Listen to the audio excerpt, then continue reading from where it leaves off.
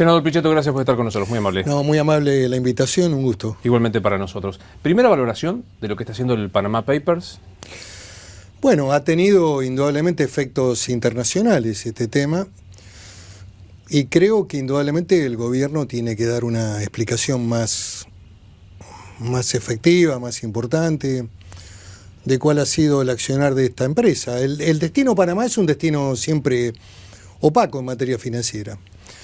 Y indudablemente que este hecho afecta la línea que venía sosteniendo el gobierno en materia de lucha contra la impunidad. Me parece que hace falta clarificar más este tema, ¿no? Quiero ser prudente, indudablemente el presidente en el caso concreto y el propio gobierno debería comunicar cuáles han sido las medidas y el accionar que tuvo esta empresa, ¿no? ¿Está siendo a tiempo, a tono la respuesta o están demasiado letargados? Hasta ahora me parece muy tenue, muy tibia y poca información, ¿no? Esto es lo que puedo decir. Digo, sumado esto a una situación de cuestión económico-social con aumento de tarifas, devaluación y demás, y una bandera hecha de cambiemos por parte de la corrupción, ¿qué resultado da este combo? No, indudablemente que no es bueno y tampoco ha sido inteligente el aumento de servicios, de manera especial la última semana, cuando la gente sigue teniendo el salario del último semestre del año 2015. No ha habido todavía ajuste por paritarias, no ha habido un mejoramiento del bolsillo de los trabajadores y esto impacta más fuerte. Me parece que hay un proceso político de tiempos, de timing, digamos, poco inteligente. Indudablemente que el tema tarifario tenía que ir ordenándose.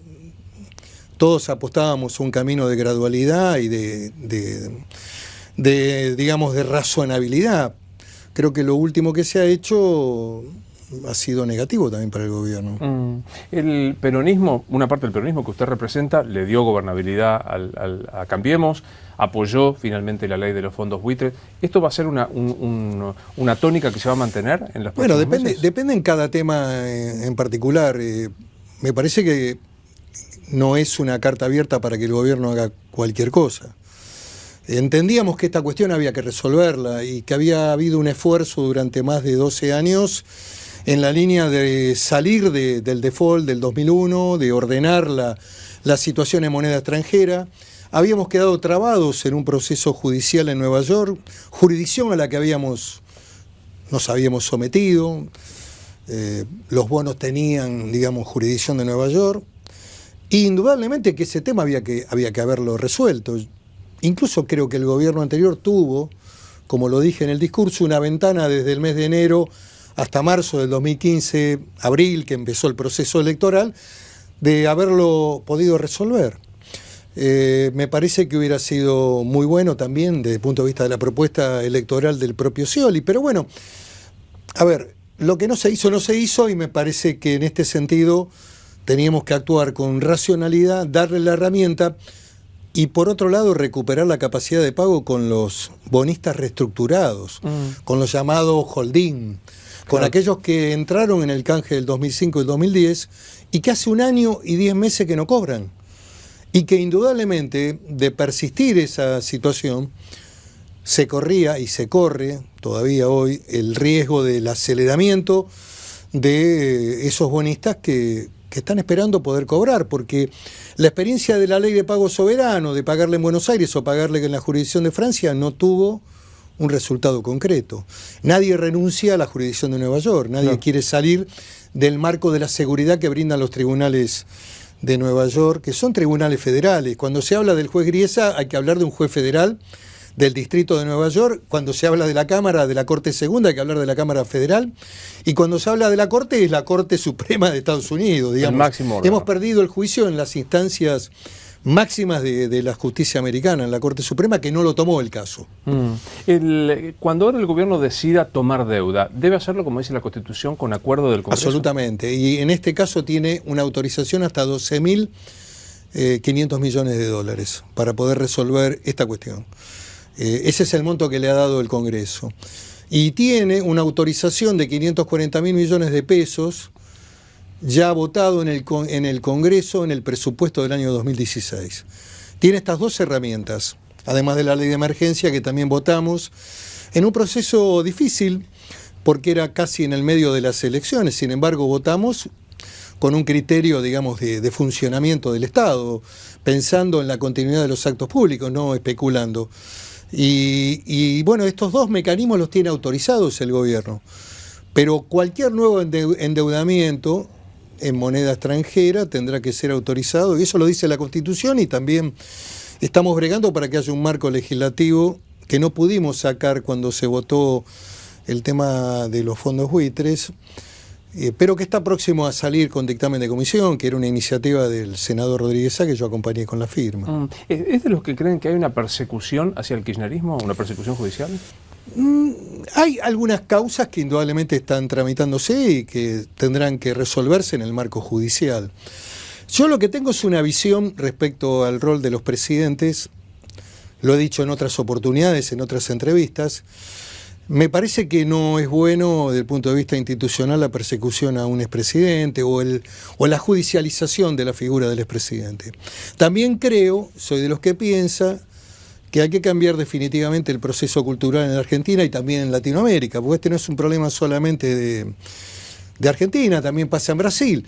El presidente que ha gobernado 2 periodos, que ha cumplido una etapa, que ha tenido, digamos, un reconocimiento por la sociedad, que ha sido reelegido, debería indudablemente seguir la costumbre, el ejemplo de la política americana. Pasa a ser una referencia, pasa a ser una persona de consulta, pasa a ser una figura respetada, no alguien a quien perseguir en un tribunal por alguna cuestión o materia del gobierno, que siempre, indudablemente, si se extiende el marco de responsabilidad objetiva, que es un principio que vulnera la defensa en materia de derecho penal, porque las acciones siempre son propias o digamos, la responsabilidad es de carácter subjetivo, no objetivo, pero el marco del gobierno debería saber, debería conocer, estaba en conocimiento de lo que ocurrió abajo. Eso es un tema que agranda la responsabilidad en materia penal y que coloca al presidente o al expresidente, claro, en un país como la Argentina siempre en estado de debilidad, porque yo siempre digo que acá en la Argentina van de la gloria de voto, y eso me parece que es muy negativo, y no permite consolidar la creencia también en las instituciones. ¿Habla con Cristina? No, hace un tiempo que no, pero me parece que la presidenta, no es que no hable conmigo, se ha llamado a silencio, me parece que ha dejado, digamos, un primer plano que me parece importante o inteligente de su parte. ¿Va a participar de esto que algunos llaman es el regreso? Vi que Sabatella tuiteaba la vuelta. En principio no, pero yo soy solidario en el sentido de que creo que no hay que perseguirla o denunciarla, me parece que hay que cuidarla, pero no he pensado en participar en ninguna marcha. Urtubey dijo ahí sentado, el kirchnerismo fue. Yo creo que hay procesos políticos que terminan y la apuesta del peronismo tiene que ser a la reconstrucción del partido, a la búsqueda de figuras jóvenes que resulten atractivas de cara a la sociedad, a que el partido acometa la principal de las tareas, que es asumir el rol de oposición, que es un rol que no nos cae bien, es como un traje que es chico, que nos resulta difícil llevarlo, pero que tenemos que aprender a hacerlo. Porque si no somos capaces de hacer eso y hacerlo bien, responsablemente, brindando gobernabilidad al gobierno, el escenario que se viene para la Argentina es muy complejo. Se abre incluso un camino que es el del decretismo, digamos. Esto lo dice muy bien en un artículo de Natalio Botana que lo publica en La Nación, que no quiero usurparle, digamos, su sabiduría intelectual, pero él hace un desarrollo muy interesante de este tema. Habla del título, creo que es de Democracias Controvertidas, y es el de saber abrir un espacio de diálogo, consenso y concertación de parte del gobierno, porque el resultado de la última elección es un resultado difícil para este tipo de democracia como la Argentina, que están basados en un fuerte presidencialismo. Ha ganado el peronismo en las elecciones parlamentarias en octubre, el 25 de octubre, y ha ganado el balotaje legítimamente Mauricio Macri con el PRO. Y esto da un resultado de mayorías o de primeras minorías en la Cámara, tanto de senadores como de diputados, y el Poder Ejecutivo que necesita de avanzar en en sus ideas y en un programa. ¿Va a ser mejor la Argentina institucionalmente si el no peronismo demuestra que sabe gobernar y si el peronismo demuestra que puede ser oposición? Bueno, ¿no? y si hay caminos de consenso, de acuerdos en el marco de la agenda parlamentaria y también en la agenda de gobernabilidad de las provincias. El gobierno no puede hacer cualquier cosa y el peronismo no puede bloquear todo, porque si no va a ser un partido de la conspiración y del debilitamiento de la democracia en la Argentina. Pongámosle nombre y apellido, senador. ¿Quién es el nuevo peronismo? No, yo lo que me parece que las figuras jóvenes son las que encarnan el futuro, una mirada... Urtubey, el propio Massa, que está afuera hoy. Hay figuras que son interesantes, no están adentro del partido, bueno, lógicamente que tiene que hacer un proceso de regreso. Pero digo, ¿para usted Massa debería volver? Yo creo que inevitablemente los liderazgos en el peronismo se van a resolver en la elección parlamentaria del 2017, porque los liderazgos en el peronismo siempre se resuelven por la vía democrática, digamos, y la legitimidad popular. Los liderazgos no son emergentes de acuerdos, sino de procesos electorales. En general, el peronismo va a ir detrás de aquel que pueda permitirles recuperar el poder y ser gobierno de nuevo. Claro. ¿Diego Bossio fue un traidor? No, esa es una palabra que yo no utilizo a lo largo de mi vida y que ha sido muy dilatada. Empecé como concejal en mi pueblo, en la Patagonia, un pequeño pueblo perdido ahí en la costa atlántica de Río Negro, y luego fui intendente. Ese concepto está mal utilizado en política. Además, es gente poco inteligente la que lo utiliza. ¿Qué es la traición? Un punto de fractura de un proceso histórico. Sin la traición de Bruto no hubiera existido el imperio con Julio César, con Augusto y Marco Antonio. A ver, ¿qué es la traición? En un proceso revolucionario, los que triunfan son los héroes y los que son derrotados son los traidores. A ver, es un concepto mal utilizado. Me parece que hay contingencias históricas que siempre hay que saber procesar y mirar la realidad social y analizar cuál es el comportamiento en cada etapa. Claro. ¿Cuántos años de peronista tiene, senador, apenas? Siempre, desde siempre. No le vamos a preguntar la edad. No, la edad que tengo la tengo, 65 años tengo. Está muy bien. Apelando a esta pequeña experiencia de peronista, de 60 años de peronista. La cámpora... Tal vez un poco menos, 30 y pico, pero claro, digamos, en la vida política he transitado todas las etapas, claro, he estado con todos los presidentes. Pero digo, apelando a esta experiencia, ¿la cámpora es...? Un espacio de la izquierda del peronismo que me parece valorable y que puede estar adentro, pero no puede ser el centro. El centro tiene que ser un centro más moderado, ligado al pensamiento doctrinario del peronismo. Hay una a la izquierda y una a la derecha, siempre en el peronismo, un esquema movimentista, pero de ninguna manera pueden ser el centro o la conducción. La centralidad no la puede tener la cámpora.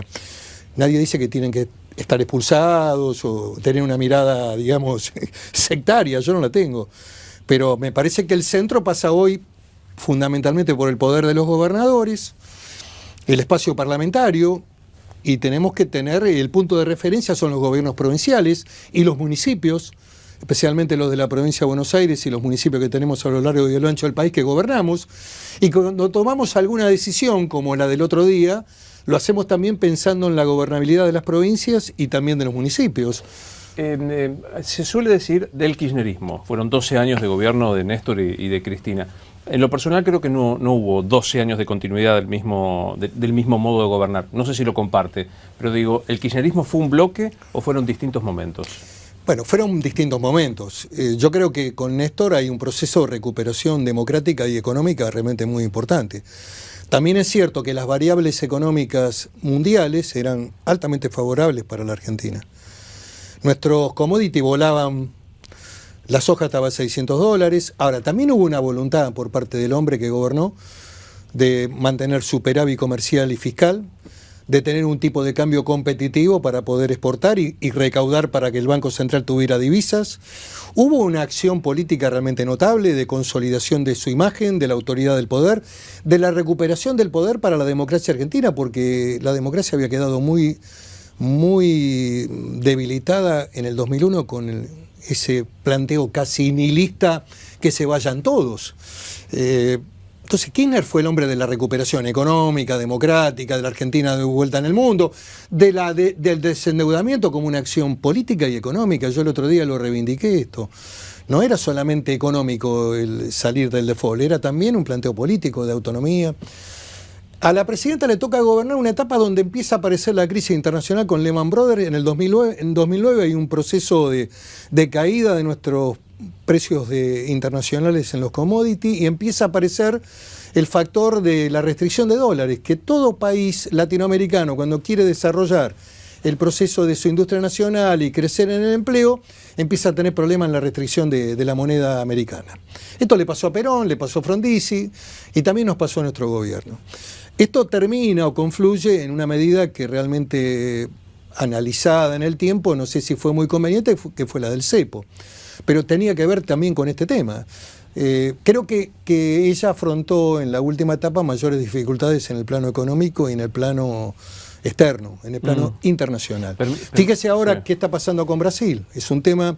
Los argentinos tenemos una mirada siempre muy mirándonos al ombligo. Y la verdad que lo que está pasando en Brasil, además de las repercusiones políticas, económicamente puede ser muy nocivo para nuestro país, que le siga yendo mal a Brasil. Hoy Brasil no va a crecer este año, se estima un 5 puntos, 4 puntos y medio debajo, digamos, de la productividad. Hay un descenso en la productividad de Brasil de 4 puntos y medio, se estima.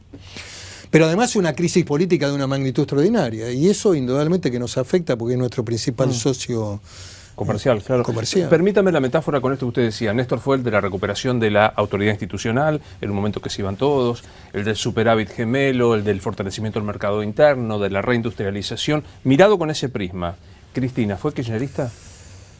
Cristina tuvo una impronta personal, le dio un estilo, un esquema de comunicación, un accionar, siguió los grandes lineamientos. ¿Sí? La apuesta de ella siempre fue el consumo, el nivel de vida de los argentinos y mantener el empleo. Indudablemente que esta última etapa, digamos, estos últimos 2 años especialmente, empezaron los problemas porque había factores de la producción que no iban en línea con la política de consumo. Indudablemente que ahí es donde tuvo las dificultades, pero hubo siempre una mirada inclusiva, una mirada dirigida a utilizar el mecanismo previsional como una verdadera forma de distribución económica, una política de distribución también en los sectores populares que no tenían nada. En fin, el balance ya queda más para la historia que para este momento, que todavía hoy está muy, muy caliente. Totalmente. Todo en términos... Hubo mucha polémica por la frase recuperé la capacidad de pensar. Pero es distorsionada. A los periodistas, no quiero hablar mal de está sus todo colegas. Bien. Alguna vez tendremos que ser autocríticos. A los medios les gusta encontrar títulos. Si usted analiza mi discurso, y se lo voy a mandar después para que lo lea, eso está dicho en el marco de un contexto. Yo venía desarrollando esta idea de la responsabilidad de gobernar. Y que cuando uno forma parte del oficialismo tiene mayores responsabilidades, porque lógicamente tiene el peso del gobierno. Cuando uno es oposición se abre más el ejercicio de la libertad y de poder reflexionar frente a los acontecimientos, porque ya no ejerce la responsabilidad de gobernar. Lo decía también a cuento de que, digamos, el gobierno estaba recibiendo también fuego amigo de parte de una diputada importante. Exactamente. Entonces, bueno, eso fue lo que dije. Y que lógicamente, cuando uno está en la oposición, tiene más libertad. Esto lo dije textualmente. Se agarraron de una pequeña frase como que uno puede recuperar la libertad. Sí, claro, es más libre uno. Cuando gobierna tiene mayores responsabilidades. ¿Néstor hubiera votado la ley Cerrojo y la parte? Yo lo que estoy convencido que Néstor hubiera seguido impulsando fuertemente, porque además yo no es que tenga una mirada psicoanalítica respecto a la figura del expresidente. Cuando dije lo que dije, me limité a los hechos, a lo que el hombre puso en marcha y a lo que ella continuó. Si no, no hay explicación histórica del pago al Club de París, el pago a Rexol al contado, el pago a las empresas americanas en el CIADI, si no se hubiera pensado en resolver el tema Holdou. El tema Holdou no se pudo resolver porque hasta el 31 de diciembre del año 2014 estaba vigente la cláusula Rufo, que era la que impedía ofrecerle a los bonistas Holdou, para identificarlos, o buitres, una mejor oferta que a los que habían entrado en las 2 reestructuraciones, 2005-2010. La Argentina no lo podía hacer. Había una discusión más de fondo si la sentencia judicial nos sacaba de la Rufo, pero mire, hasta el 31 de diciembre yo le doy la derecha al presidente, a la presidenta y a Kicillof. Creo que hasta esa fecha hacer cualquier cosa con esos acreedores ponía en riesgo todo el conjunto de la reestructuración. Como lo pone en riesgo ahora si no resolvemos, porque ahora está caída la Rufo. El 31 de diciembre se cayó la Rufo. Y entonces esa Rufo esa cláusula no corre más. Y además tenemos una sentencia que nos obliga a pagar con intereses pre-sentencia y post-sentencia. Y además con astraites, con multas. Ya el fondo NMIL tiene un beneficio adicional a partir del 1 de marzo de $238.000 diarios. Si se prolonga, todos los días es un reloj de un taxi. Está corriendo a favor de ellos. Entonces, este tema hay que pagarlo y además hay que resolverlo porque de lo contrario se nos va a caer la deuda reestructurada. Vuelvo al otro tema, al de la deuda reestructurada. El grueso de la deuda, 93% de los acreedores entraron en la reestructuración. Si esa deuda se acelerara, sería realmente de un impacto demoledor sobre la economía argentina. Cuando se debatía esto, el eslogan era patria o buitre. Patria el que votaba en contra, buitre el que votaba a favor. Así como no comparto el concepto de la traición, tampoco el concepto de utilizar la patria creo que ha sido muy nocivo para la Argentina. Muchas de estos esquemas emocionales que yo denomino al estilo de Galtieri en la plaza, la Argentina, siempre que se toman definiciones en el esquema de la política de nuestro país con el grito atrás Argentina, Argentina, o el esquema futbolero de los barra brava, digamos, las emociones, cuando priman las emociones en la Argentina, en general vienen los desatinos en política, así que yo tampoco me compro esa consigna. La defensa del interés nacional está dado por recuperar capacidad económica, poder entrar en el mundo, entrar en los mercados financieros a tasas razonables. A ver, ¿de qué vale esa consigna cuando pagamos 9,7 como pagó la gobernadora de la provincia de Buenos Aires por 1.200 millones de dólares? ¿Vale la consigna cuando Bolivia toma 5 puntos, a 4 puntos? Yo quiero decirle que me alegra escuchar esto. Y vale para tomar crédito y financiamiento para actividades económicas productivas o para obra pública, infraestructura. Me alegra no escucharlo decir esto corriente. Porque creo, y esto no es un achaque, es apenas una conversación de dos personas que intentan pensar en el futuro de un país que hemos elegido para vivir. Pero el kirchnerismo tuvo una intolerancia emocional, usted que utilizó esta expresión, una intolerancia dialéctica de dogmatizar la cosa, conmigo o en mi contra, amigo o enemigo. Sí, algunos sectores, indudablemente por ahí profundizaron este tema, pero la presidenta, digamos, y el expresidente tuvieron, digamos, una línea. Creo que el punto quizás de inflexión es el tema del campo. Pero ahí el gobierno sintió también que había una discusión que no era solamente económica. Tal vez ese es un punto de análisis también que creo que da para una revisión más histórica, más profunda, no tan rápida desde el punto de vista de los acontecimientos. Cuando el gobierno, además me parece que ella en lo personal tenía actitudes realmente importantes para haber planteado un debate democrático, porque era el lugar que era más fuerte para la discusión, o para las conferencias de prensa, para poder interactuar con los medios, pero bueno, son diseños que se hicieron, yo no voy ahora a descalificarlos, he formado parte de ese Totalmente. gobierno. Que califique si estos 110 primeros días de gobierno de Macri. Y tiene días luminosos y días oscuros. ¿Empata? Me parece que uno tiene que evaluar al gobierno cuando haya transcurrido un año. Hay medidas que han sido en el rumbo correcto. Yo creo que el desendeudamiento y el tema de la salida del cepo han sido correctas. Digamos, en la Argentina tenía que ir buscando, digamos, ese camino de una economía más realista. También es cierto que hubo algunas medidas que son inexplicables. La eliminación de las retenciones a la minería no estaba en ninguna agenda de ningún candidato a presidente. Ni Massa, ni Scioli, ni él, el presidente Macri, plantearon este tema. Con lo cual hay una transferencia de recursos de empresas que se llevan utilidades, que tienen beneficios importantes desde el punto de vista de la promoción, que la verdad no se justifican. A lo mejor haber eliminado 5 puntos a la soja no fue bueno, porque también eso le permitió una transferencia a sectores más concentrados, cuando ya le estaba liberando el maíz y el trigo, que eran alternativas de producción importantes. Pero en fin, son elementos para analizarlos. ¿Hay que ir haciendo un ordenamiento tarifario? Sí. Ahora, el tema es cómo se hace. Tiene que haber un marco de gradualidad, tiene que haber un proceso de recomposición del salario de los trabajadores, que todavía no se dio, porque los grandes gremios todavía no discutieron paritarias. Hay que analizar el tema ganancias. Hay todo un debate sobre ese tema, si los salarios configuran un elemento para gravitar impositivamente y quedarse con una parte, un porcentaje. ¿Le falta olfato, vamos a decirlo en términos de olfato social, o le falta piel peronista a Macri? No, yo no digo eso. Lo que me parece es que la Argentina es un país que demanda aprendizajes rápidos en términos de gobierno. No da mucho tiempo. Indudablemente que siempre un gobierno que empieza tiene un espacio de building, de dignidad con la sociedad, y indudablemente que tampoco se lo puede juzgar rápidamente. Nos preocupan algunos rumbos, indudablemente que hay que ir viéndolos en el proceso del tiempo durante el año, pero bueno, yo no quiero ser tan drástico, ni quiero ser tan negativo.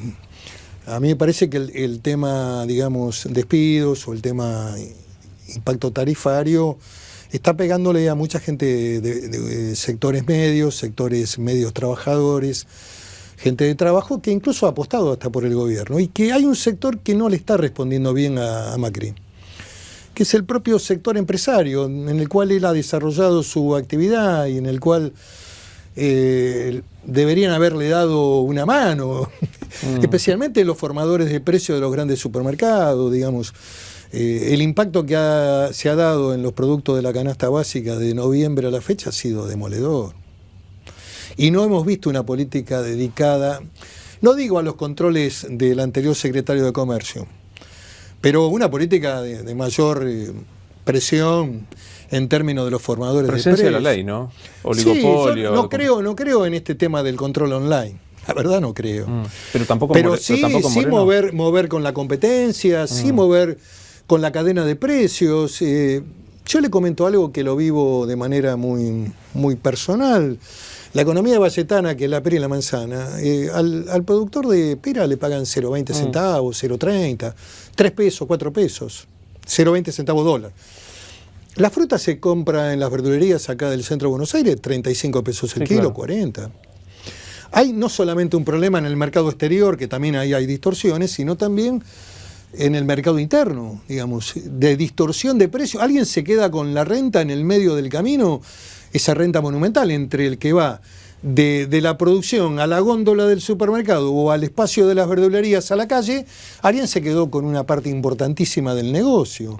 Para decirlo torpemente, ni la nada del Estado ni Guillermo Moreno. No, claro, no. El Estado tiene que mediar siempre y ser un equilibrador de los sectores más débiles, ayudar a los sectores más débiles. O sea, tampoco un esquema de rigor como el que se tuvo, que a lo mejor, bueno, hay que revisar algunos mecanismos, pero me parece que tampoco puede ser un esquema de libre mercado, especialmente en lo que hace a los productos de necesidad y de consumo masivo.